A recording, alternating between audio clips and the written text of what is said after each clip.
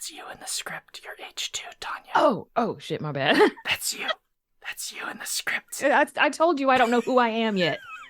Give me a little bit. I said I'd figure it out before the end of the show.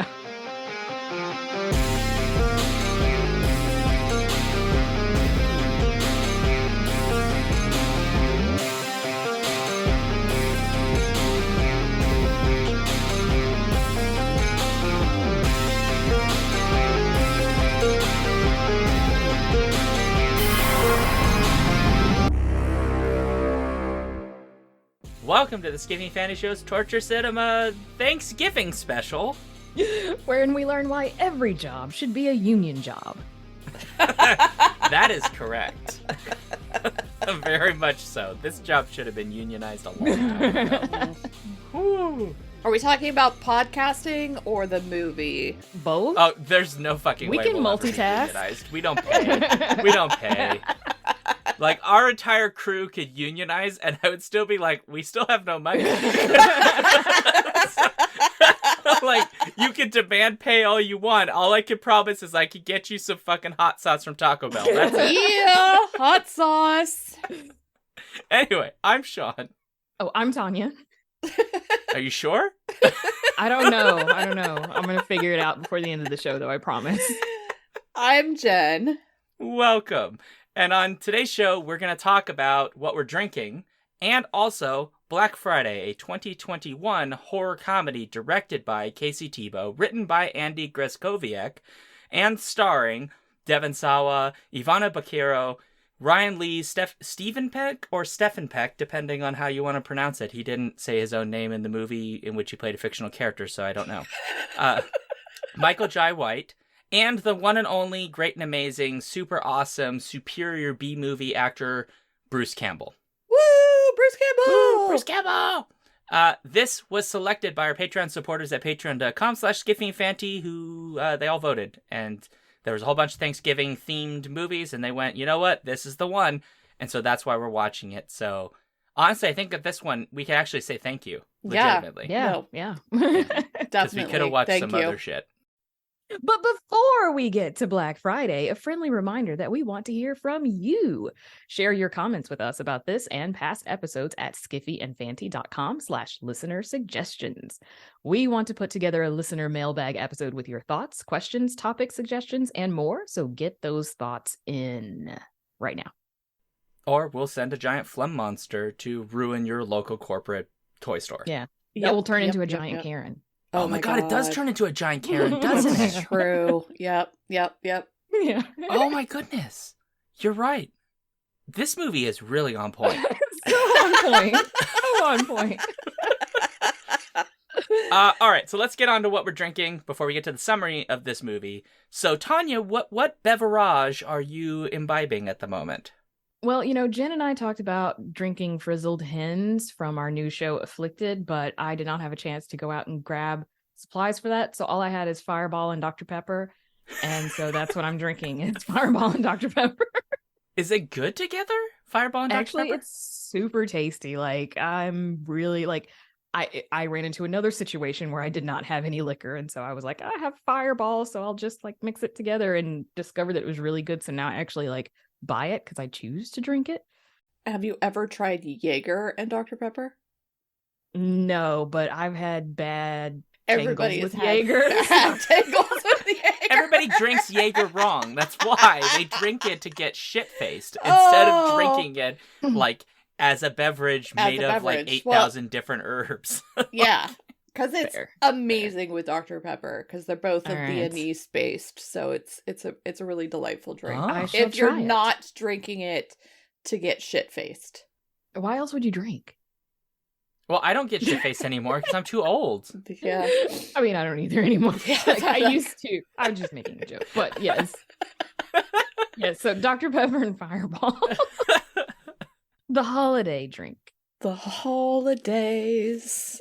Wait, okay, hold on. So nobody at home can see this, but when Tanya said Dr. Pepper and Fireball, I thought like it'd be in a glass or something. No, she just put it straight in the can. Of Oh Dr. yeah, no Pepper. baby, I drank some Dr. Pepper out of here and then poured the Fireball right in the can because a bitch ain't got time to do dishes. Like, I got a lot of cooking to do tomorrow, and I'm gonna have a lot of dishes to do tomorrow, and That's I fair. didn't want to have to wash like a whole nother cup just for this when this perfectly good can is right here. Yeah, this is a Thanksgiving special, so we're taking into account the actual holiday and being our I don't have time for this shit selves. Granted, Yes. we're like that year round, but we're going to use the holiday as an excuse. Huh, that's Of fair. course. Well, Jen, you're next up. So what about you? So I too was planning on drinking a frizzled hen, but then this movie ruined my sleep and I woke up like a half hour ago. So It's presently 2:30 for everybody at home. It's actually In the afternoon. It's actually 3:30 here. I woke up at 2:30. You're not Eastern helping your time. case. No, I'm not. I did wake up this morning and then I was like, fuck this noise, and I went back to sleep. So Yeah, that was me too. I didn't wake up until 12:30. yeah, I was like, Fair. no. So I'm drinking coffee and bubbly, but not like champagne bubbly, just bubbly, the sparkling beverage company. BUBLY. Yes. Yeah. Okay. I was about to say, hold up. And coffee, like, okay. Yeah. not together in the same cup. Oh my god, that would be vile.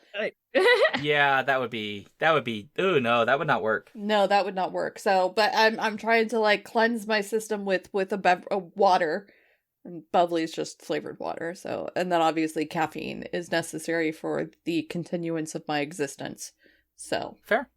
That's a fair point. thank you. Thank you. I don't want to know what you're drinking, Sean, Yeah. but I suppose it is that part of the script, so you may go on. Oh, cool. Thanks for drawing everyone's attention to the script that now I can't easily delete this from the fucking podcast, you asshole. You're very welcome. I mean, it's not like nobody knows that we're on a script. For years, we have convinced people we do this off the cuff, and there is no order to any of this. And you have To be fair, broken the fourth wall. discussion I is have- not scripted. I so, have pulled back the curtain. Now they know every word we say is in the script. This is scripted. The thing we're doing now when we talk All about the script is scripted. Scripted, yeah, we put it in there. Uh-huh. God. Anyway, I'm drinking not very fun because I'm not allowed to have alcohol for a little bit for reasons I will explain to people if they wish to know, who know me, not to the internet. So wait, am I the only one drinking today? Yep. Yeah. Wow, you guys suck. I know. man. Okay, Don't well, worry. Making me the only alcoholic here. I mean, don't worry. I am naturally kind of a ditz and totally out of it. So I don't really need alcohol to like sound like an idiot on a podcast. Well, yeah, that's fair. That's fair. I mean, Sean, we can give Sean a pass because he apparently has reason. I do have a Reasons. reason Drinking that I did put in the alcohol. chat that is not entirely accurate, but it's like 27% accurate. So, Oh That's a no. very specific number Yeah. there. yeah. Anyway, Sean gets a pass, but Jen, I'm disappointed in you. I'm true. sorry. I Pointed. just woke up. That's Huh. the perfect time to drink. Yeah. I did consider it. And then I was like, because I have cranberry juice, I was like, ooh, cran vodka. Ooh. Yes. Mm-hmm. And then I forgot to find the vodka. So Oh, man, I do Well, want that's okay. alcohol I will now. provide the entertainment for everybody today. thank you, Tanya. We wouldn't know what to do without you. I really do want alcohol now. Oh, I'm sorry. Damn. Anyway, I will drink for you. How you about can that? drink. Yeah, put some more in that can. I should have gotten another can since I'm drinking for two now. Okay, in all seriousness, I am drinking a Sam's Club Diet Cola. I'm so sorry. Sam's Club, like No. Diet Cola, okay, but Sam's Club, come on. It's Right. cheap. Diet Cola is terrible Fair. for you. I mean, so is regular cola. Yeah, but one has carcinogens in it. Don't tell me that. Stop Fake ruining sugar the is last bit terrible of for joy. you. There's Why? Unless it's stevia, maybe, but like all the fake sugars Yeah, are. like It's got Xylitol, aspartame, okay? Yeah, I'm That's sorry, like the as we biggest learned carcinogen. the pronunciation. biggest. That's like the worst one is aspartame. Oh, this isn't aspartame. Sorry, I mispronounced it. It's aspartame. Okay, then it's fine. Okay, yeah. It's I fine, haven't heard it's anything fine. about that one. Yeah, So. that one I think actually all of the studies show it's perfectly healthy for you, and you can actually just eat it straight if you want. Oh, well, that's Yeah. good. Oh, okay. I'll start Yeah. doing that. I will just note, in case somebody wants to challenge this and we end up on like Dr. Mike's YouTube channel, this is not medical advice, and you should not be taking medical advice from this podcast at all. Especially. Yeah.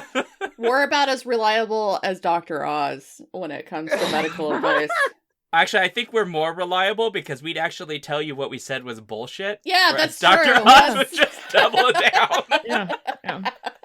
It's a fair So what point, I just fair said point. is bullshit. It does have aspartame in it, which is probably bad. Thanks, Jen, for ruining a joy in my life. Sorry. I mean, that's technically why I drink bubbly or other types of sparkling sodas, is because they don't You have any wanna- sugar in them, Yeah, or you're a any fake buzzkill. sugar, and I'm a Yeah. buzzkill, obviously. But it itches that, like, bubbly Yeah, I soda getcha. thing, you know. All right, I'll stop. I'll finish the 12 packs that are in my... Oh God. They're not all of this kind. I just didn't want to drink a Diet Dr. Pepper or a Diet Mountain Dew. I'm sorry to break it to you, but you should probably just end your soda habit. I don't really have a habit, though. Says the man I with can 12, quit whenever 12 I packs. want, okay? Says the man who's like, "Oh, I'll just finish the cases that I have." Okay. Plural. Let's be clear. I don't have cases. I just have I have 2 12 packs, and then I think this one comes in an 18. So I have to finish You them. do not have to explain your addiction to us. That's not an it's- addiction. it's fine. Fuck off. It's fine. Fuck off. It's not an addiction, okay? I could quit whenever I want to. I don't have to drink this. The first Go to step hell. is denial. Go to hell, Jen. Okay? I love you. I love you. I'm just trying to take care of your stomach. Oh, don't worry. I'm already screwed. I'm gonna have ulcer butt cancer pretty soon. It's fine. Oh God, Yeah. that went to a dark place. Very dark place. Literally. Hey, I'm already a cancer survivor, so whatever. Might as well get the butt cancer too. I mean, Anyway. I'm wearing a hoodie that says "Till death do us part." So Yeah. There we go. Okay, all right. We have to get to what this movie is because we've spent 20 minutes talking about anything but the movie. So, Jen, you Yes. have nominated yourself under I duress to summarize this movie, Black Friday from 2021. And so, if you wouldn't mind, what is this movie about, Jen? It's quite simple, really. An alien crash lands on the Earth, or maybe does so purposefully, and a group of non-unionized I like the emphasis on non-unionized. corporate non-unionized it's an important corporate distinction. hellscape workers, retail workers on Black Friday have to survive the encounter as the alien takes over all of the shoppers. Yeah, so just Black Friday. Yeah, it's Pretty much, It's yeah. basically just Black Friday, but with aliens. I completely missed that it was alien invasion. I don't know how I missed that. Yeah, it's all the meteors. There's meteors Yeah. that are falling. There's even flash news reports. They're alien zombies, Ah, okay. monsters. I just Yeah, I totally realized, missed that. because this is 2021, this year's Black Friday could be like this movie's Black Friday. Because of the sheer volume of True. infection that is definitely coming for all the crazed shoppers this season. Oh my God, you're right. This is basically just an allegory for the pandemic and people not wearing fucking masks. It is. So this might be a true story. This is basically A a whole true bunch story. of people in medium to large cities are going to wake up and see a giant mutant Karen standing over their giant box stores going, "Rah! going, I refuse to wear Let a me talk to your mask! manager." I have COVID, but I'm going to cough directly in your face. Oh my god, I could just see a bunch of them just going fake coughing and Yeah. I mean, that'd be a great way to win those battles during Black Friday. People get into fights, you just start coughing, people will be like, "You can have it." It's all yours. You know someone's doing it this Black Friday. You absolutely know, like, there are going to be people licking stuff, like, all this shit. Oh, yeah. I don't understand Black Friday. Like, I understand the desire for a sale. I get that. But, like, the extremes to which people go to get the sale. Like, Yeah, Black it's a Friday lot. for And me it's not is I even stay good at home. sales. It's not. I mean, like, They're here's not the even thing, good though. sales. Like, it Yeah. used to be. They used to be decent sales. Yeah. When Black Friday first started, Yeah. it was actually a chance for stores to, like, make a ton of money really quickly right before the holidays and to offload everything that they had been, like, holding on to over the past year and hadn't sold yet. But that was, like, the first 5 years. It has now been, Yeah. like, 40 years of Black Friday, and now they do things like, I mean, one of the things that's great about this movie is how meta it is in terms of, like, criticizing Black Friday, because he goes into sort of the process that stores take and how they're not even real sales, as we've just mentioned. And one of the things that, like, has been proven is that stores are actually raising their prices up to Black Friday, and then they do the discount on Black Friday. So it's actually selling at the same amount it basically was a month ago. Yeah.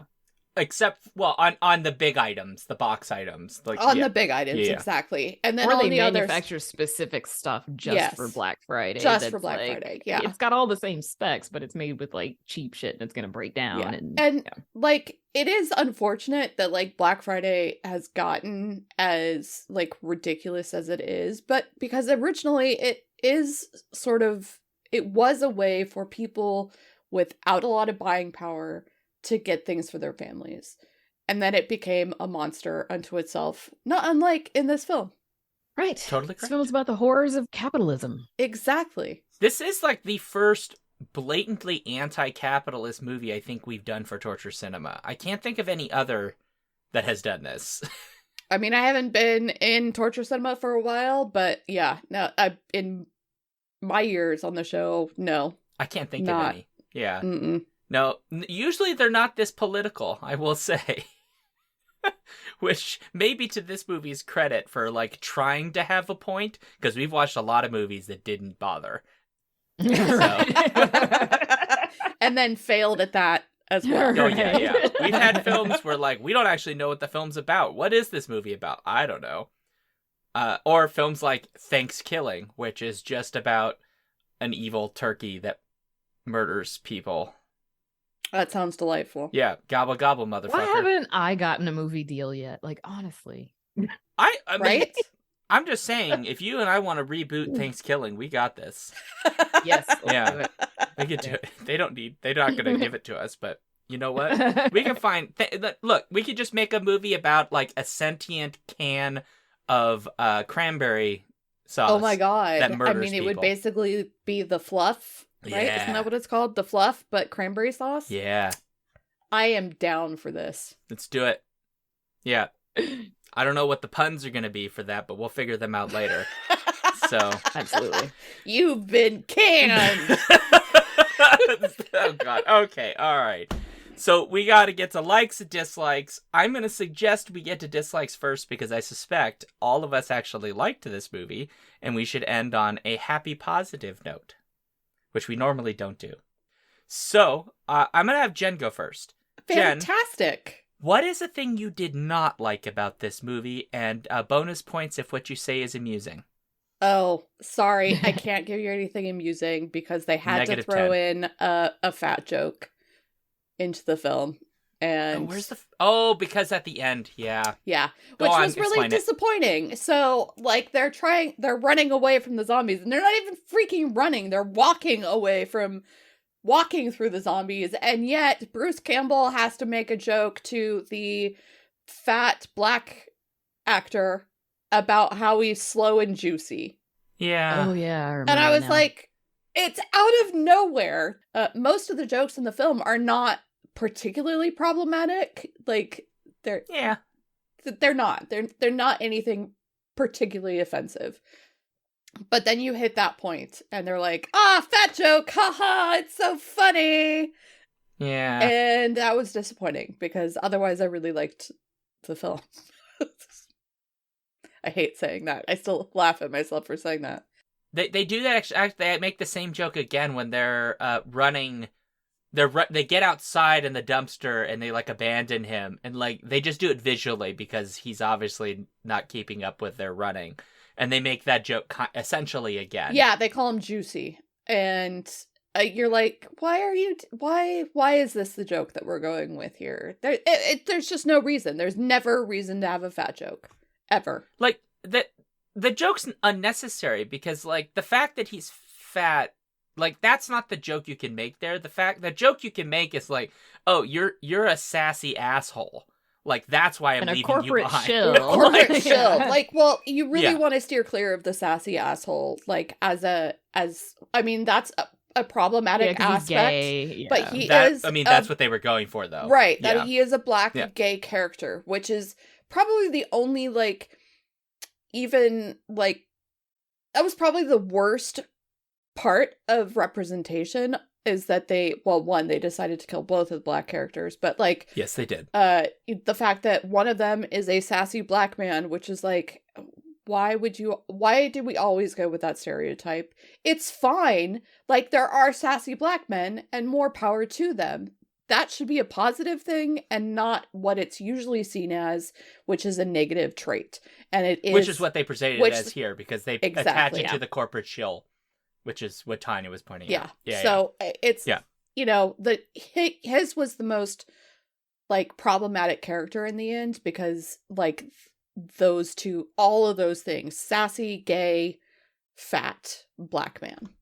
They like packed it all into one instead yeah. of like spreading the different things Right. around. Like they could have made another character sassy and another character, you know, like the corporate shill. Like it all like no, we have to pack as many of them into you as possible. And Yeah. like, to be fair, the cast is not very large. No, but you it's could not. still have spread them out a little bit. Yeah, even just slightly would have been nice, but you know, it is what it is. That's probably the worst aspect of this film. And it was, to me, it was kind of like the part that like really broke the camel's back was the fat joke. I get it. Yeah, I felt the same when that joke came up. I was like, that we didn't need that. We did need that. Nope. And yeah, I mean, I'm not a person who gets particularly super offended by those, but I understand why people do. But it still didn't seem like that wasn't a joke we needed. There. No, there's a better Yeah. joke to have told here. That felt like as far as jokes go, like the low hanging fruit joke. Like it's the most obvious joke we could make. It would actually be funnier if they found a different joke to make right. that wasn't the obvious joke they could There have are made. so many corporate shill jokes. Yes. Yes, so many. So many. Why did they not go for any of them? Like, they actually barely really criticize his corporate shillness in terms of the comedy. And, like, there's a few moments that it's definitely there. Like, but it's more like actual criticism as opposed to comedic criticism. Like, there's very few jokes about his corporate shillness, and there's more, like, just pointed comments about his Right. corporate shillness. And you're like, the jokes write themselves. Yeah. Why aren't Well, you like- going for them? Like Bruce Campbell's character, you know, Jonathan, he gets to be like he even gets his little speech, which we all recognize as like really sadly tragic So about this man who sack. thinks this toy store is like the greatest thing in the world and he loves it Right? here. That's so sad. So But sad. it's- And then the comment, the follow-up comment to that was, I always thought you were a serial killer. And that's funny. That is funny. Like, he's admitting to being this complete sad sack of an individual who has invested his entire life into this store and is Yeah. an awful, awful, awful boss. And there's Yep. the girl going, I always thought you were a serial killer. And you're like, that's funny. That's a good joke. I mean, there's definitely it makes the point, I think, does. about the sad nature of capitalism. Like, the thing he's talking about is a fantasy, right? The idea of, like, the person who works at, like, the toy store and everything's lovely and I'm helping customers find toys and it's about joy. But everything we see about the toy store is like the customers are shit. They're all rude and terrible. Everyone's mean to each other. They're all jockeying for. I mean, the one guy makes a great point, which is like, you are desperately trying to get Employee of the Month. It's a made up bullshit award that doesn't mean anything. Okay. Right. And more importantly, nobody cares. If you say, "Oh, it was Employee of the Month at," I forget what this store is called. Like We the- love We love toys. We Love Toys. That's right. Yeah. What do we love? Film toys. Toys. Filmed in an abandoned or former Babies R Us, by the way, just FYI. That tracks. But like that is like the fantasy that he's talking about. He's talking about a thing that preceded even his generation's birth, of the like toy store that was full of joy and like all of these things. It's like that's not how any of this is anymore. Okay, but I have to point something out about his speech, which is that he's actually talking about how the reason he loves it is because he gets to order the cool guys around, and women have to laugh at his Mhm. jokes. Yes. He's like- yeah, he says that explicitly. I He mean, gives that's like- two competing That's speeches. true. I mean, are Yeah. they really competing though? Like they're all part of his like fantasy of this space, right? So there's the space fantasy where like the environment of the toy store, which is like happy, joy and everything, and family. But then there's his other space, which is him as boss, him as part of corporate structure. And that's the one that's like dark comedy to the max. Like he is basically an incel in charge of a bunch of Yes. joy. And you're like, Exactly. Yeah. I see those speeches as one of them is the maladjusted adult speech, and one of them is the child that thought this was the future as an adult. They're like, so when I say they're competing, I see them as it's, one was leading to a different version of an adult than he would have ever got, which would have been like this joyful guy wearing his like ugly Christmas sweaters and like doing Black Friday and having a great time, versus this guy who sees power. Like corporate culture has actually poisoned this man. That's taken his child dream and turned him into basically a piece of shit, whose only redeeming quality is that he sacrifices himself at the end for no reason. sort of, except that the speech that Exactly. he gives when he talks about why he started there is the one about him being an incel. Yeah, but he does have a semi-redemption arc. Yeah. I mean, for sure. He does sacrifice himself in pursuit of his family, which is the toy store. So that part, like, maybe he learned something by being stuck with them all fighting zombie alien shoppers. And like I like how Sean's like shaking his Oh head no, he learned vigorously. fucking nothing. Oh, no, it's he didn't. all script. Literally, it's all script. Like when he sacrifices himself for his family, that's still a corporate line, Right? like Yes. treat Yeah, your he employees says as in the family. employee manual. Yeah, he quotes the employee manual as he sacrifices. But himself. however, he does go through a process of like releasing all of his rage towards the Yes. corporate structure as he's doing it.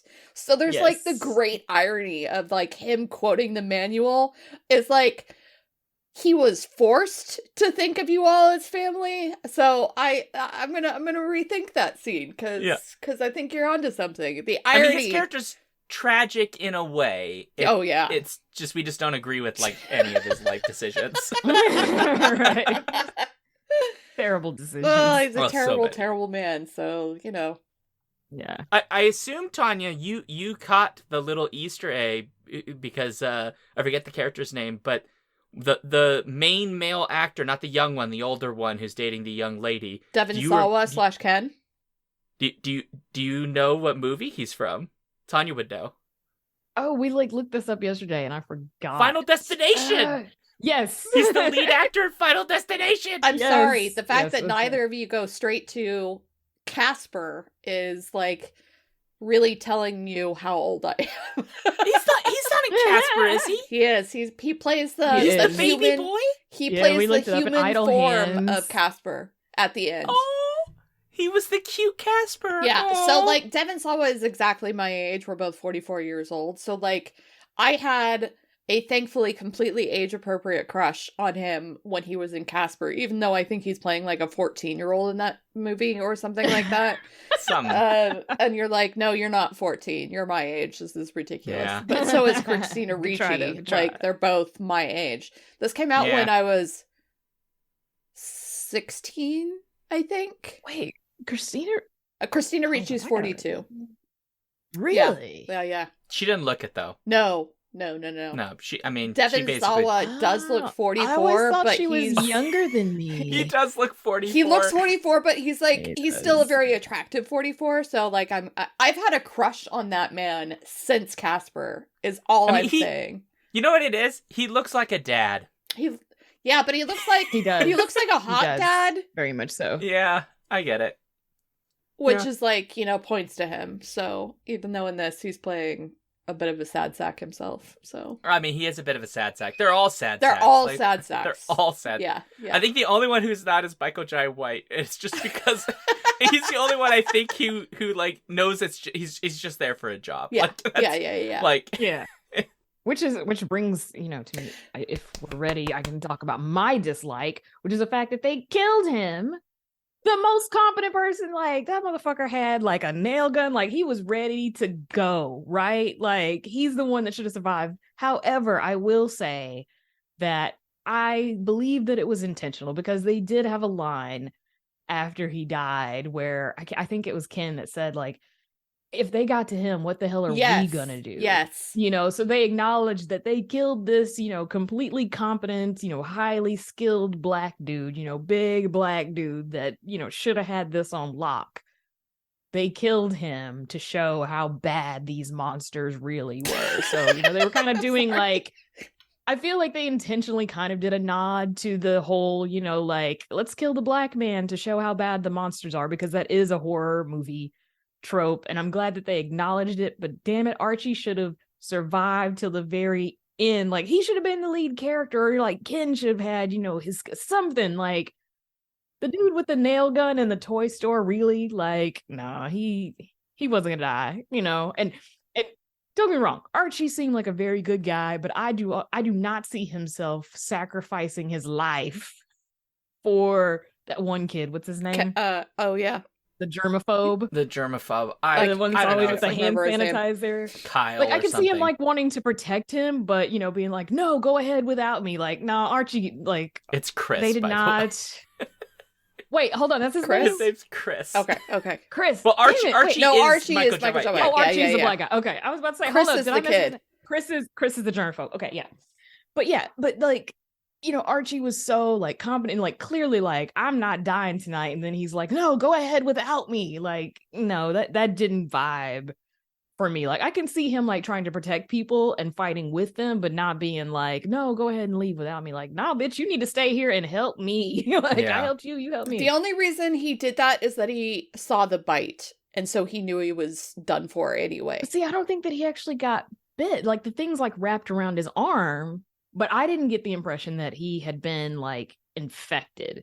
No, they show it like it pulls away, and they show the mark of where he's been infected, and Yeah. that's when he Oh. says, "Go ahead and Yeah, the go mark of without terror. me." So like, yeah, yeah, he's not like, yeah, exactly. He's not specifically sacrificing himself. Yeah, I get which is the that. only Yeah. reason it works at all. Because I'm with you. That man would not sacrifice himself for a bunch of okay, idiots. that makes sense. I thought it was just like, an abrasion from the strings wrapping around his arm and not him being infected. I missed that. But to be fair, like, I was trying to work and watch this movie at the same time, so like, Yeah, no, I missed some of the finer details. But That's fine. after Archie died, I was like, okay, I'm focused. I'm focused on this. So Yeah, no, it's the only reason that like the Ken's bite later makes any sense, because Ken sees that he's bitten and is like, Yeah. "Oh, I'm screwed." yeah. So, but okay, here's the funny thing though, it's like a massive plot hole in terms of the way that this movie works. Every other time the monsters attack them, they seem to be trying to like infect their faces like an alien. And yet it turns out that all they have to do is like attach themselves to your hand, Right, and they like that, accomplish yeah. the same thing. Doesn't make any sense. So it's like everybody should have been infected, right before that movie ended. Yes. Like that store was a total loss. Let's just acknowledge like they had it. gotten grabbed multiple times and even like scratched at one point. Like the girl got scratched, when they like the guy came with the bolt cutters and cut the thing's fingers. Oh, that's right. Off. Like, she'd gotten, I mean, it looked like, her shirt was like torn, I think, so it looked like she had been scratched. But yeah, like I was wondering, like, wait, why is she still okay? But like, maybe they're not. It seems like the infection only works through the sticky, mouth. What's the word I'm looking for? Proboscis? Something like that. Proboscis. No, yes, it's not a proboscis. No, because proboscis is like the little thing that comes out of like a butterfly, like that little. Yeah. Like it's something else. I can't remember what it is. Oh my god! But yes, this mouth appendage. We're just gonna call it. Yes, it's got a name. The alien appendage. Until one of us thinks of the actual word after we're done recording. I was just gonna call it sticky foam. Because that's sticky about tongue. as accurate. It's like a silly string tongue. Yes, exactly. Except more like those sticky hands that you like slap things with. That's basically what it is. Exactly it's what it is. It's like a whole bunch of those comprised of silly string. Yes, that's exactly what it is. It's one of those sticky hands comprised of silly string that shoots forth from the mouth of the demonic Karens. Yes, the demonic Karens, exactly. So it's fabulous. But Archie should never have died. No, I'm still mad about that. I want to write a strongly worded letter, but I also know that they but they acknowledged that they were doing it. Like they acknowledged that it was a trope that they were playing on. So like I can't be too mad about it. I'm just mad that we didn't get more time with Archie. Yeah, no, I agreed. It's a really fast film. It is a very fast film. That's part of the reason that it's like you're like, wait a minute, Archie just showed up. Yeah, because like I feel like Archie should have lasted until the truck scene, right? So the only thing that I can say is that the scene where they're all giving the heart to heart, the only reason that happens is because they've abandoned all hope because Archie is dead. That's true.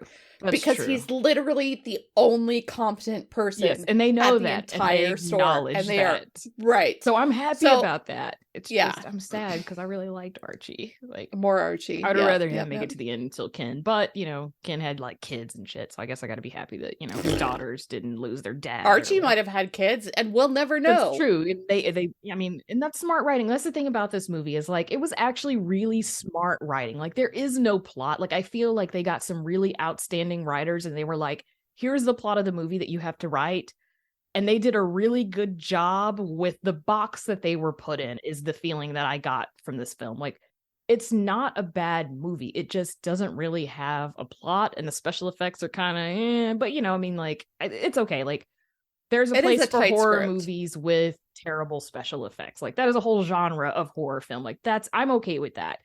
And even the lack of plot I'm okay with, but I think the writers did such an outstanding job. Like there are so many gems in this movie. Like when the girl is attacking the gay guy, the gay black dude, at the end, because she's fed up with his bullshit, and he's like, I bit Ken, and she's like, what the fuck is wrong with you? And she starts wailing on him, and he's like, these are more than microaggressions. Yes. That was such a good line. I had to pause it for a while. I'm sitting there watching the movie. I was not ready for that line. It just I don't know, it caught me off guard. And I don't know, I got tickled by it. And then once I was tickled, I couldn't get untickled. So I had to pause it and breathe. It was funny. It wasn't as funny as it just, I don't know, it blindsided me. And I think that's what it did. Like that, you're not expecting that type of joke. Even though, this movie was, more than any other film, this movie was primed for a joke like that. You still are like, whoa. Yeah, whoa, you say that out loud. Yes. And that line about the police where it was the police are here and they're monsters now. And the girl is like, now? Now? Oh my God, that line was amazing.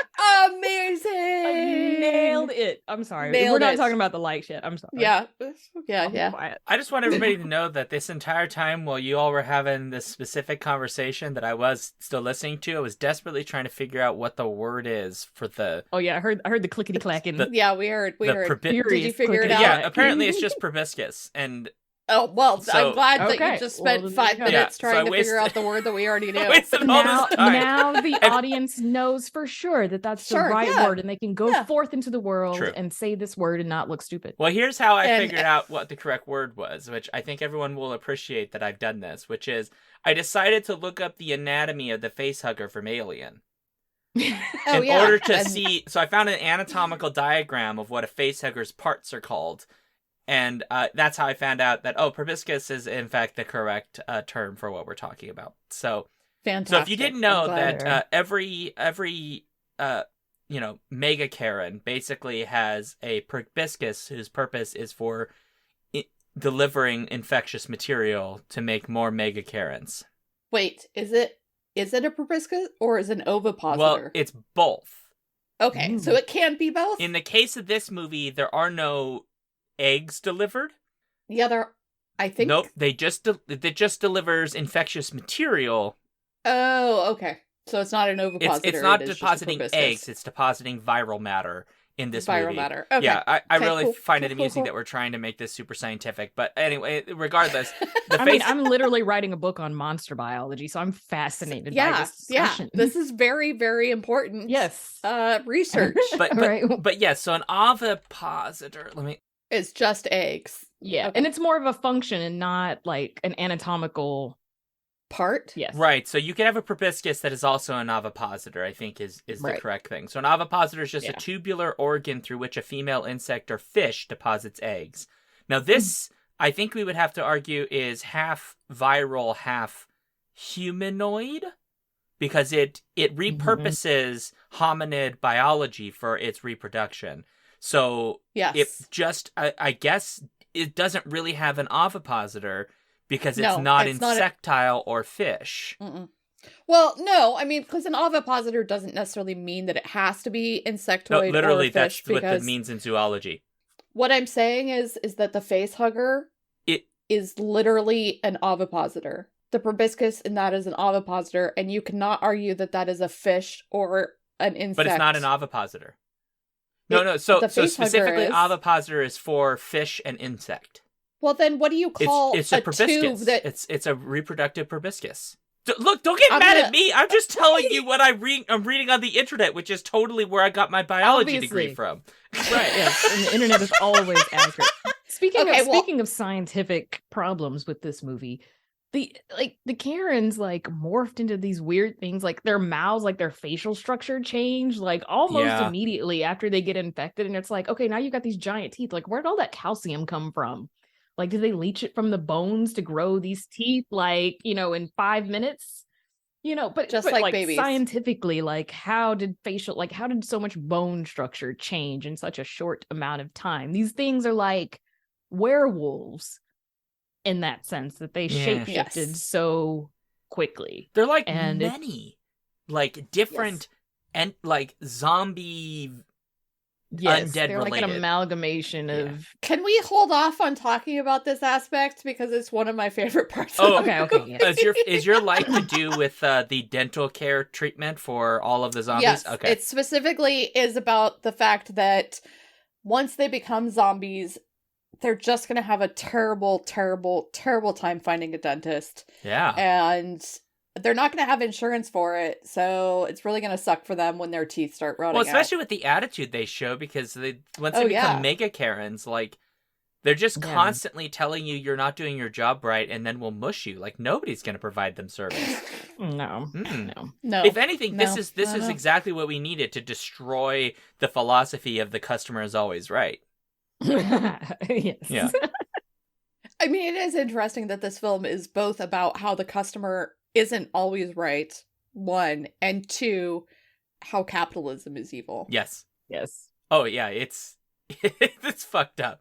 Yeah. I Like- mean, It's there's like- a lot of it's- social commentary in this movie. Yes. So much. So much. To be like a quote unquote bad movie, there's so much like on point, like really good social commentary Yeah. in this movie. Like, honestly, like I'm so glad that this movie was picked because I really did actually like it. And we'll talk about it. I don't want to get in it. Sean, what was your dislike? Oh yeah, You I know, gotta your talk about my dislike. So like I think the thing that I dislike the most is like they had to make Ken kind of like he threads the line between total fucking asshole and actually good guy who's just kind of had a little bit of a rough spot in life. And sometimes he goes into asshole a little bit too much. And I was like, we could just have this guy be like, he's had a bit of tough luck.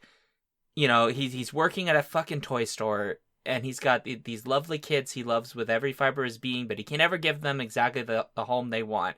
And that's enough. That his motivation is, I want to get back to my kids because I love my kids more than anything, more than your fucking store, which he does say, but then it's like, oh, but also he's maybe having a sexual relationship with a younger coworker, so we have to have like the weird age conversation, even though they're both consenting adults. So like, I just don't care. Yeah, that was random and they could have just been together, and I would not have known how much of an age gap. They had to make a thing. No. Yeah. Like, nor would I have cared. And it's interesting because technically, I think she's his like higher rank in the store like hierarchy. So if anything, she's the one breaking corporate policy. Yeah, it's really like, what? Why? Yeah. They try to portray him as like the creepy old man, and you're like, but he's not a creepy old man. He's just a man who is having a consenting relationship with an adult, with another adult. And yes, she is younger, but get over yourselves. Like, it's so random. It reminded me too much of like this props up occasionally where like it's like comes from like Tumblr and other places where like oh there's an age gap, so it must be something where he's manipulated or he's doing something skeevy. But like their age gap is like clearly he's supposed to be like 40 something, like he's 40 and she's like 25, and like I get it, like 15 years, but like it's not like she's 18, and he's been hanging out with her for years, and so there's a concern of grooming. Like she's an adult making adult decisions. And so, like, whatever. But they wanted to portray that as being creepy instead of, like, maybe y'all could just mind your business and two adults maybe are dating or maybe are just boning on the side, and who gives a fuck? Like, yeah, I mean, like, there were a lot of different ways that they could have gone with, like, the criticism of the relationship. I think it's fine that she's like, it's actually not really a thing. Yeah. While he's thinking it is a thing. Yeah. But that's like a conversation. That's like a private conversation between two adults as well. Like, and like he's putting more stock into it than she is. Okay, then let's talk about that, as opposed to the reason that he's putting more stock into it than she is because he's older. Why is that necessary for the criticism of this relationship and for criticism of him? Because like, he's a sad sack, but only because, like, he's kind of accepted what has happened to his life. He hasn't tried to make it any better. And granted, like, there could have been a really interesting social commentary about how he couldn't make it any better. And they almost get there because he was like, I was laid off 10 years ago, and I just never really got back on my feet. Things never got better. I told my wife it was temporary, and it ended up not being. And that caused the breakdown in the relationship. That's why he's a divorcee dad. And that's sad. That's really sad because capitalism is evil, and this is what it does to us as a society. Instead, they throw in this extra level of the asshole thing, which was like, there's so much more interesting stuff to do with this character. Yeah.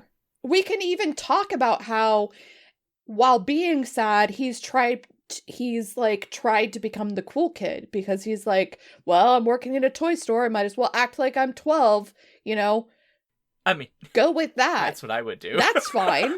I mean, me too. Honestly, the fact that any of these people take this job seriously is like hilarious. I would fucking be playing with all the fucking toys. Like, there's no way I would. I'd be like, yeah, like shoot some balls, like. Oh, that new Simon Says. I'm gonna pick things from my childhood, so fuck off. Like, I'd be playing Simon Says, like. I mean, I'm a huge fan of Dower Dennis myself. I love Dower Dennis, yeah. The other thing that's, like, I love how the story, it was really subtle, but, like, the thing he says when he's trying to point out to her and basically everyone in the room when they find out about what their relationship, quote-unquote, really means, is she's like, well, it's not really serious. You didn't think so. Like, we weren't going to ever, like, really be going out together. And he says, what do you mean? Pancakes. And it's like, but no, that's just it. We learned at the beginning of this movie, his Thanksgiving dinner with his kids, because he has to work on fucking the night of black, of whatever, he works nights. Right, was taking them out for breakfast, for pancakes. Yep. He's literally saying, like, no, it's serious for me, because pancakes is like a family thing. I'm wanting Yeah, to. that's my love language. Right, it's his Yeah. love language. Nobody gets it, and I think it's because nobody actually knows Ken in the story, because to be Yeah. fair, he doesn't really tell them who he really is. But, like, I thought that was really sweet. Like, that's some shit I would say. It's like, yeah, I'm very serious. Let's have pancakes. Like, that's such a nice thing, sharing a cute family-oriented meal. Like, oh, it's kind of cute. But, I mean, to be fair, also, like, statistically, the likelihood of their relationship really lasting, let alone through a Mega Karen infestation, pretty low. It might be higher now, I think, just because they've survived some shit together, but yeah. Sorry, I just Trauma like the image of a Mega Karen infestation. Like, that's just, it's on point. I mean, America, Twitter has a basically. Mega Karen infestation, so It does. Space Karen out to get us. That's a Mega Karen if I've ever seen one. Oh, so, goodness. you know. Well, should we get to dislikes? Or Yes. likes? Likes, we I got mean, likes. we got likes. We're We got done. likes. Oh yeah. Oh We've yeah. been Yeah. We talking- did dislikes already. Yeah. Yeah. Okay, Who's first? Jen, you first. Like, go. Okay, since we're talking about it already, basically, I really loved the creature design in this movie. Ah. And the creature, not necessarily the design, but the creature costuming and the creature makeup. Okay. Like, those were incredibly well-designed monsters. The makeup job is fantastic. The prosthetic is on point. Like, this is really, really good costuming for monsters. And that is rare in a B movie. Yeah. Frankly. Agreed. Like, so rare. And they actually seem to have, like, been fairly thoughtful about it, aside from the fact that, like, obviously, where the hell is the bone coming from? They're not thoughtful about it from, like, a scientific standpoint, but who would be about this movie? I mean, there's, like, I say that because there's extra bone where are they getting it from, unless they suddenly become small bone creatures and really delicate. But otherwise, they look cool as heck. The progression is cool as heck. The scene when Emmett, the new guy, like, goes through his transpiration was incredibly well done. Like, it's gory and, like, slimy and gross and, like, he's growing. That's way better than a lot of, like, shifter films that I've ever seen. Way better. So I really find this interesting, Jen, that you say that it's not necessarily from a scientific perspective, because if you look at the director's commentary for this film, they actually consulted the CDC when they were designing the creatures. They took a little bit of liberty in terms of the creature designs, but they actually asked the CDC, because this was filmed during the height of COVID, and obviously if you want to go for your COVID information, you have to go to the CDC website, cdc.gov, you're welcome. But yeah, so they actually consulted them to determine, like, what kind of combination of viruses would be necessary, which ones could actually survive in space to land on Earth and actually infect people. They also asked, exactly which viruses that currently exist actually modify your bone structure and what would happen if you expanded it. I do have the answer for which viruses that is, but I'm not going to give it to everybody because I don't want it to be weaponized by the Russians. But the whole point is that this was all very much scientific and based in real scientific information. In fact, Fauci was involved in the original production, mostly via email and memos. Some of the memos did ask them to stop emailing him, but I think that came a little bit later in the production. So, yeah. Well, I'm really, like, happy to hear that, because, like, I was thinking about this all wrong. I thought it was awesome creature design. Now I think it's more awesome because it is scientifically accurate. That is great to know. Yeah, you're welcome. Great to know. Yeah. I'm not saying the entire thought process behind the creature design is great, however, because the weird balloon mass that is created in order to, like, suck up all of the individual parts, that was a little bit questionable in terms of special effects. But the monsters themselves were really, really good. So You mean the big ballooning thing that consumes all the mass and gets bigger and is based and get bigger and is all glowing and yeah, like it's based on actual sea creatures that which I ones? forget what they're called. They're those they're make a colony like cloudy goop thing in the ocean. It's just like it's a colony of individual organisms that connect together. No, this is actually real. This is legit. No, I don't know if that's what they were thinking of. Just to be clear, this is a legit thing that's in the ocean. I just don't know what its name is. I'm not talking about necessarily the process being not thought through. I'm talking about the actual look of the weird balloon fabric creature. I just didn't see it really a problem with it, but like no, I mean it was fine for this movie, but like in terms of in terms of production value. This is I'm trolling the shit out of Jen right now, and it's making me so happy. But in terms of production value, this film actually had a decent amount of production value. Like I said, great creature design. It looks good. It's shot in high quality film. Great actors, like so on and so forth. And then you have the really ridiculous looking like amoeba balloon creature, and you're like, in terms of all of the other like very smart special effects and design, you then have this weird fabric balloon creature, which was almost out of place compared to the production value of the rest of the film. It kind of adds to the fun, so I'm not complaining about it necessarily. It's just the one thing that is almost off compared to the rest of the movie. So anyway, creature design, that's my like. You have to fall into the balloon creature. You must be consumed to make the Mega Karen. Right? Like the Mega Karen. It is like this fun, like culty sort of thing that's happening. Oh. And yeah. Although I'm still not sure why they had to build a structure for it. Why not? Tanya, please let us know. What is it that you liked about this movie, Black Friday from 2021? Oh man, I liked a lot of things. Like I mentioned earlier, I really liked the writing. I think it was like incredibly on point, a lot of really great social commentary, a lot of really funny lines. The plot was definitely lacking, but the execution of that plot was amazing. I would say my second, I'm going to double dip, that they killed Anita really quickly. Like I'm really glad that they did that. Oh yeah, I hate her. Anita is so obnoxious. Yes. She's super obnoxious. I was like, please let this bitch die fast, and they did kill her quickly. So I'm really happy about that. Really thrilled.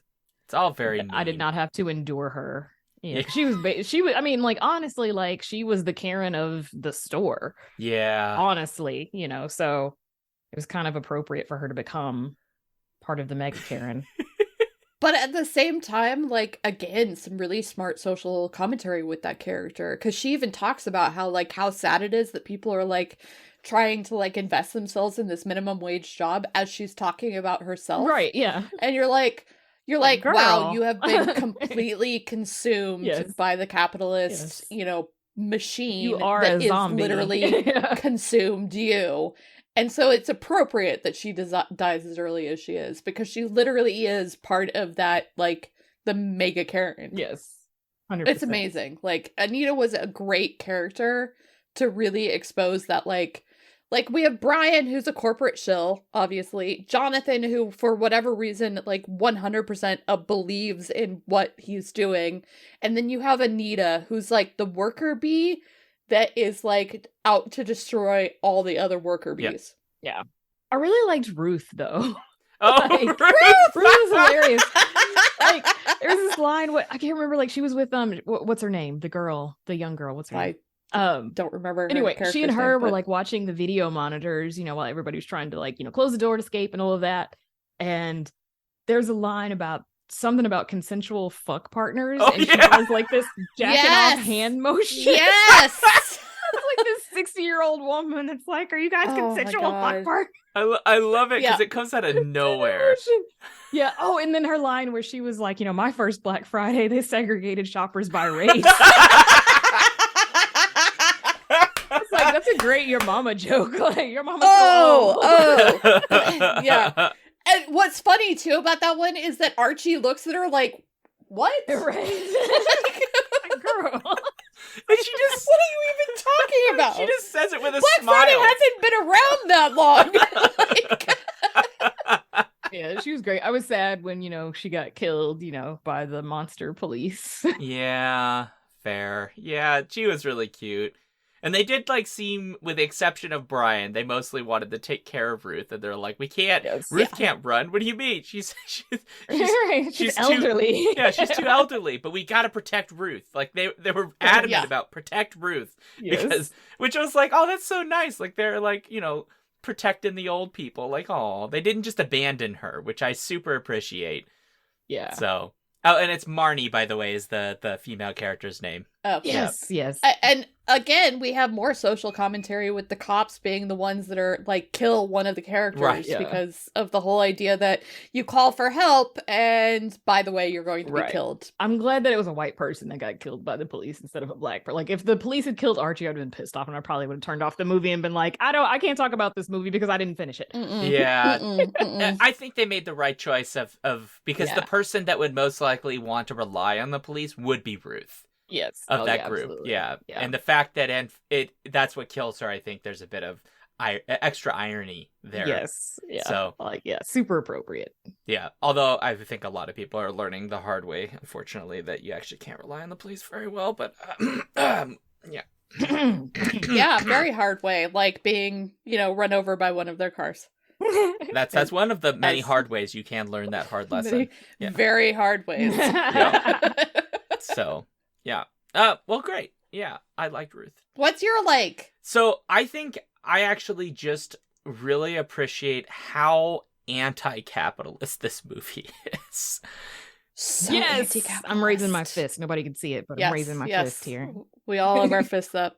Union fist. Yes. I mean, obviously, this place should have been unionized a long time ago. Yes.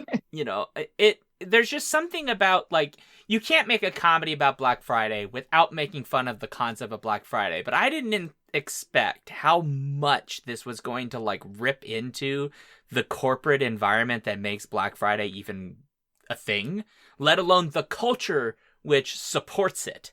Because Black Friday, I mean, they say at the beginning, they're making these jokes, but then you realize they're jokes, but only because they're true. Which is Yes. he's saying, and don't forget that, last Black Friday, a bunch of people got trampled to death. And it's no, Yeah. that's because people have gotten trampled to death in Black Friday sales.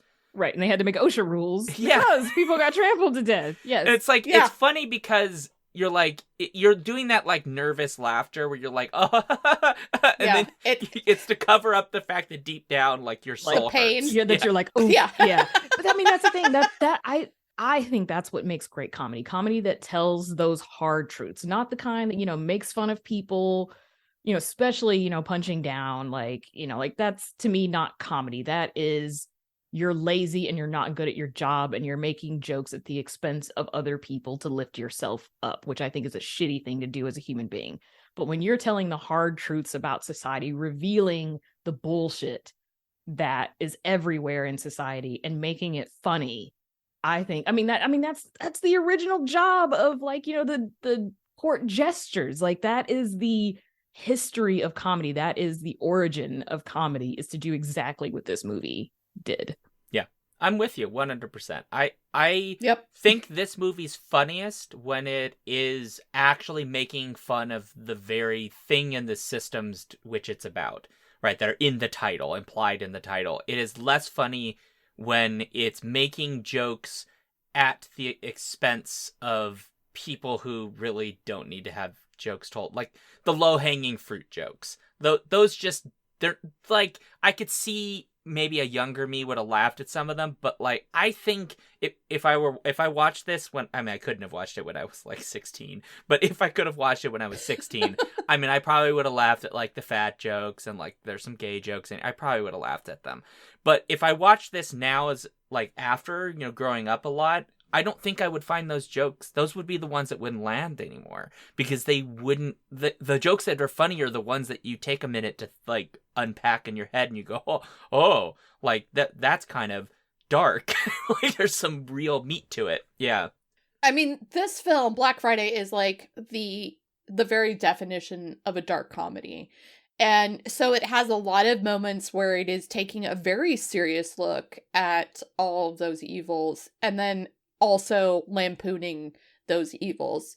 And it doesn't do so at the expense of the people that are really caught within that machine, except when it comes to like Anita, very particularly Jonathan and Brian, because they're the ones that are like fully invested in that corporate capitalist sort of structure. But the rest of the cogs in the machine, you're not lampooning them for how sad their life is. There's some legitimate criticism of the system Yeah. that has made them the sad people that they are at this point in time. Yeah. And it's really, really well done. I mean, like, just adding things like about how the bonuses have been gotten rid of. About the bonuses. Oh my god. I mean, like, that really sets a lot of them off. It's not just Archie dying that they're like, I've lost all hope. It's the fact that they don't have the bonuses. The very reason that they are working their asses off on Black Friday is the bonuses and the time and the half. And you're like, are they getting either one of them? And then they throw in that there's going to be layoffs after the holidays. Right. You're like, whoa! Oh my god, this movie is so smart. Yes. It is so smart. I love that Ken's immediate response is, I'm gonna raid the till and take all the money out of the till before we escape, because fuck you. Right. Well, no, it's not the till. It's like he's going through their files for the checks. So, Yeah. like, I would have raided the till. I would have too. I mean, that would have been the next step. I mean, to be fair, once you obviously. realize what's actually happening, the giant mega Karens, like, money really doesn't have a lot of meaning at that point. No, sure doesn't. But hopefully they get their pancakes. Right? I mean, Yeah. the question is, if we're talking about the Waffle House scale, where do Mega Karens fall? It doesn't matter because Waffle House shouldn't be open during natural disasters in the first place, and it's immoral for them to be employing people during disasters instead of providing them money to stay home and be safe. Fuck Waffle House.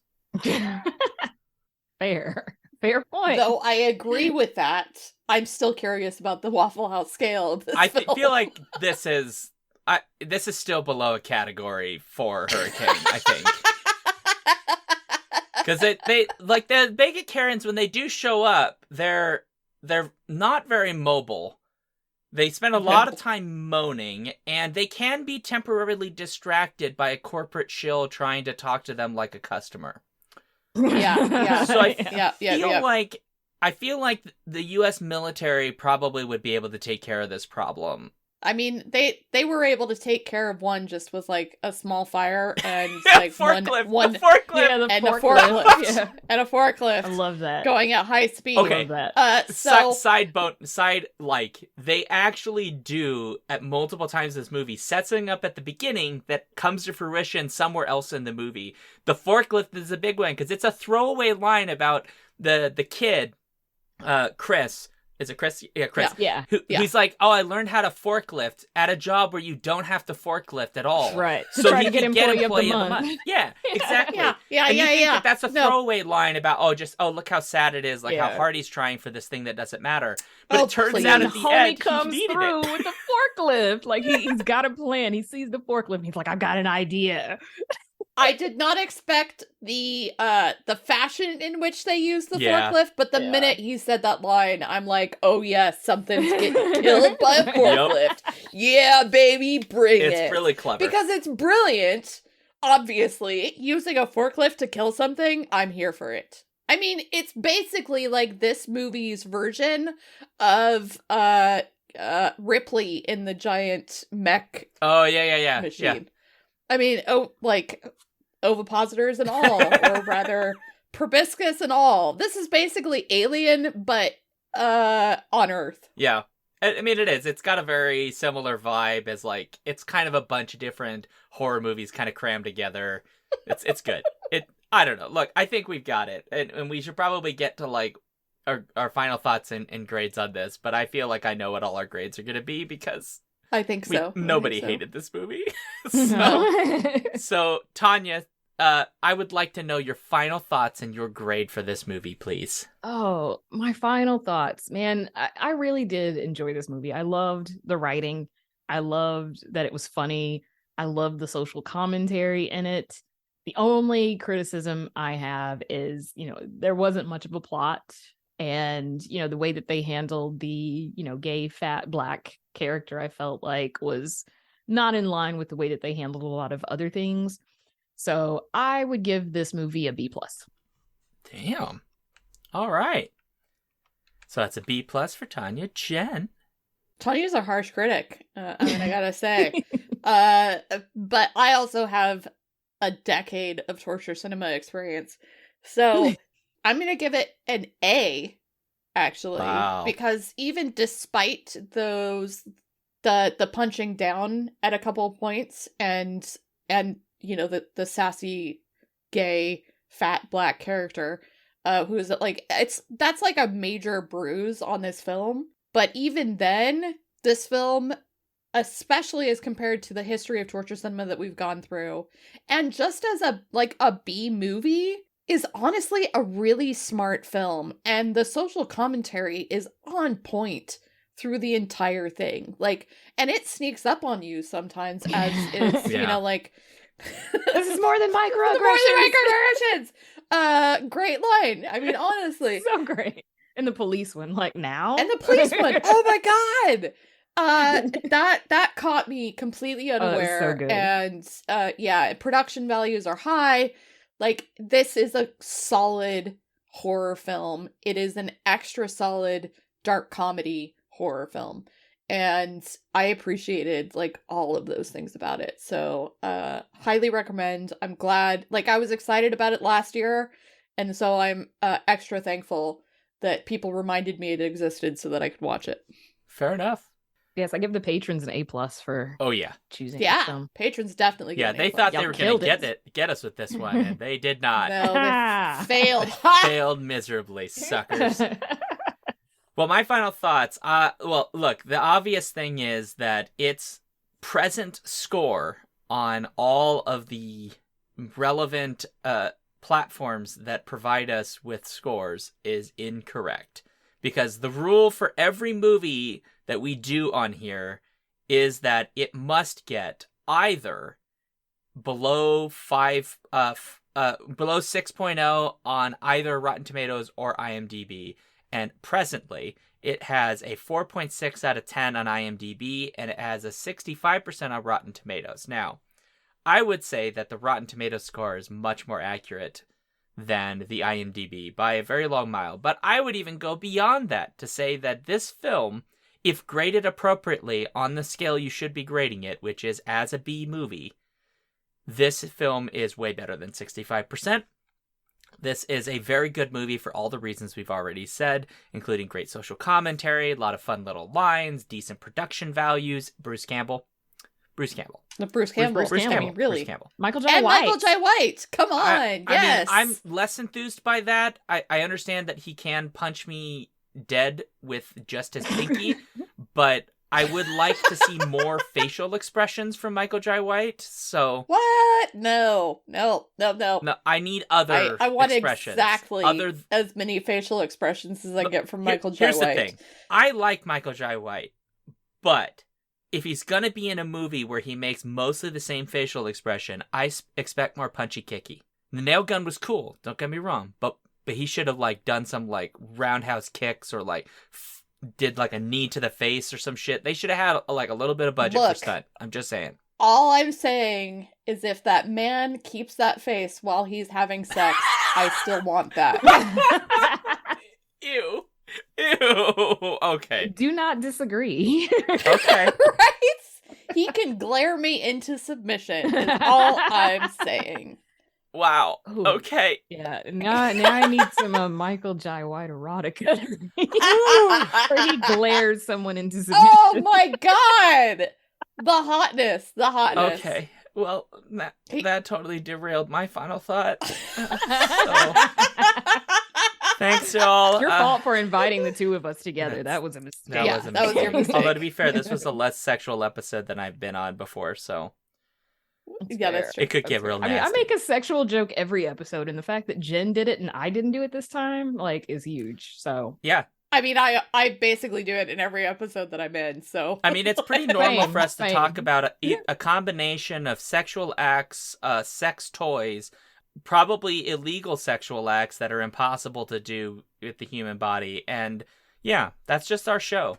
That's just our That's show. just our show. And that's why you love us. That's why I love you. Anyway, I'm giving it an A-. So there we go. Awesome. Which puts us basically averaged out to an A- for this movie, which may be one of the highest grades we've ever given to a torture cinema movie. Yeah. Woohoo! Happy holidays, everybody! Right? We are very thankful. Yeah, we are. Okay, that's it, folks. We did an episode. We've done it. Thanks a lot. So, if you'd like to let us know what you thought about this episode or other ones, go again to skiffyandfanny.com/listener suggestions.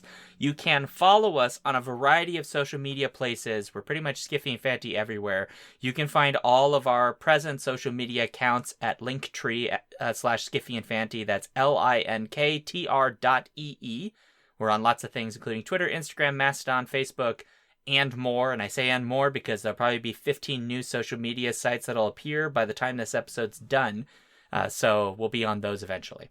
You can get our newsletter at skiffyandfanty.com/newsletter. And if you like what we do, please support us at patreon.com/skiffyandfanty, where you can vote on polls, get access to Discord, and occasionally get involved in awkward things. You can also leave us 5-star reviews on iTunes, Podchaser, Good Pods, basically anywhere there are podcast objects. Leave us reviews, please. And tell your friends. And if you have extra money, get one of those like airplane like flag, you know, those things where they put like a little streamer behind an Oh, airplane. yeah, like little banners. Yeah, get us some of those. Yeah, but do it only in Eastern Kentucky because that's really our core audience. So, as for me, I'm at SeanDuke.net, Alphabet Streams on Twitch, Patreon.com/TheJoyFactory, and also on a variety of social networks, including Twitter, Mastodon, Instagram, and all of that at Linktree/SeanDuke. And you can find me at TanyaRansom.com or Mystifying on Instagram, TikTok, Hive, and the dying app called Twitter. You can also listen to Nightlight at pod.link/nightlight or Afflicted at pod.link/afflicted. And you can find me at loopdeloo.com if you want to hire me, because that's basically all that site is. But I am also Loopdeloo, LOOPDILOU, in literally all the places that are places. And if you want to find those places, you can go to Linktree/Loopdeloo to do so. I primarily hang out on Instagram and Hive right now because I do. And Twitter is evil. May it rot in hell. Okay. Just wanted to put that out there. But more importantly, please go listen to Afflicted, as Tanya mentioned, at pod.link/afflicted, and you can support the show at patreon.com/afflicted. So, All right. Well, we got to make this awkward because that's a requirement for the show. So, Jen, I hope you know that the bubbly that you have been drinking has been subtly infected with a new virus that I have been creating in my basement, which will turn you into the only known subspecies of human called the Anti-Karen.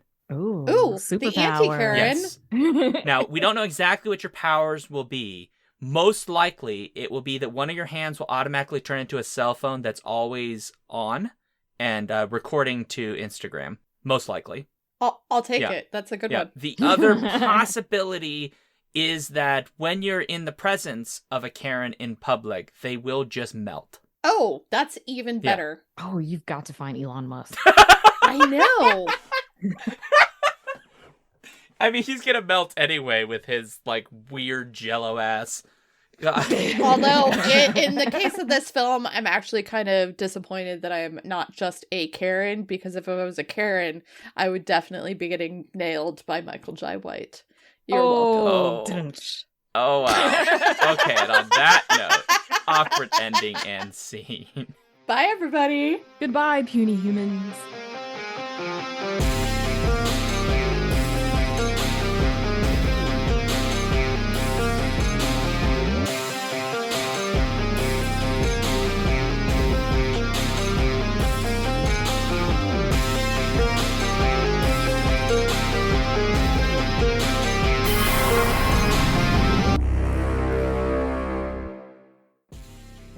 If you want to support this show, you can go to patreon.com/skiffyandfanty or skiffyandfanty.com, our website, where you can get access to all of our fancy things. Our music comes from Holy Mole. You can support him and his work at patreon.com/holymole. Thank you for listening.